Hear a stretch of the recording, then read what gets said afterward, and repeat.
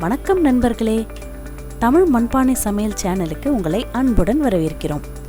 மண்பானை சமையலை நிறைய பார்த்துருப்போம். தெரியாமல் இருக்கிற சில நண்பர்களுக்கும் புதுசாக சமையல் செய்கிற புது நண்பர்களுக்கும் இந்த தகவல் உபயோகமாக இருக்கும். வாங்க பார்க்கலாம்.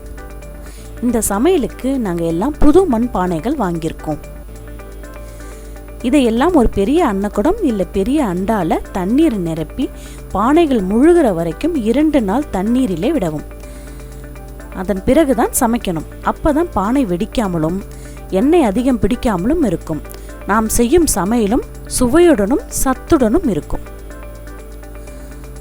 தமிழ் மண்பானை சமையலை முதற்கண் விநாயகரை வணங்கி துவங்குவோம். ஓம் கம் கணபதியே நமக.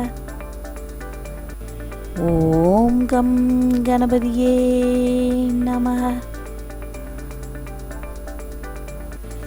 ஓம் கம் கணபதியே நமக.